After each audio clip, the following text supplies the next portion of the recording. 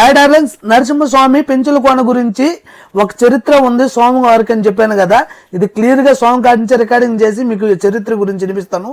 మన వీడియో నచ్చితే లైక్ చేయండి, షేర్ చేయండి ఫ్రెండ్స్. ఈయనకు ఆవులు గొర్రెలు మేపుకుంటూ ఉంటే ఈయనకు స్వామివారి కల్లో కనిపిస్తూ ఉంటే అంటే చాలా సార్లు కనిపిస్తూ ఉంటే ఆయన ఏం చేశాడంటే మాఘ శుద్ధ దశమి రోజు అంటే మాఘ మాసంలో పౌర్ణమికి ముందు వచ్చే దశమి రోజు వాళ్ళ భార్య పిల్లలకు చెప్పి నరసింహస్వామి నా కల్లోకి వస్తున్నారు, అడవిలో ఉన్నాను, నన్ను దర్శనం చేసుకుని నాకు ఏదైనా అంటే ఉండేదానికి అంటే అడవి కదా, ఏం లేదు కదా, ఆడ ఏదైనా ఏర్పాటు చేయమన్నట్టుగా నాకు చెప్తూ ఉన్నారు అన్నప్పుడు వాళ్ళ భార్య పిల్లల అనుమతి తీసుకొని ఆయన మాఘ మాసంలో పౌర్ణమికి ముందు వచ్చే దశమి రోజు ఆయన ఇక్కడ ఆవులు గొర్రెలు మేపుకుంటూ అడవిలోకి పోతారు.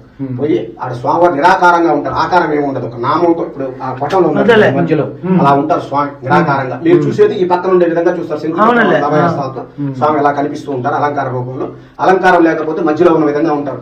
ఆయన కనుక్కోవడానికి చాలా సమయం పడుతుంది, సాయంత్రం దాకా అయిపోతుంది. అక్కడ అమ్మవారి గుడికి పోయే దారిలో మీకు చిన్న ఏరు పారుతూ ఉంటుంది, అది కన్వలేరు అంటారు. ఇప్పుడు అది కండలేరుగా రూపాంతరం చెందింది. ఆ కన్వలేరులో తీర్థం తీసుకొచ్చి స్వామివారికి అభిషేకం చేసి అక్కడ దొరికే పూలు పండ్లు స్వామికి నివేదన పెట్టుకొని ఆయన మళ్ళీ ఇంకా తిరుగు ప్రయాణం అవుతారు. స్వామి దర్శించుకున్నారు కదా, ఊర్లో పోయి చెప్పడానికి వస్తూ ఉంటారు అనమాట.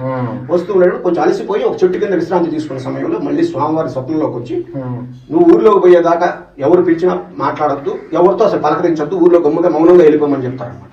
ఇది మావుడూరు అనే ఊరు అనమాట.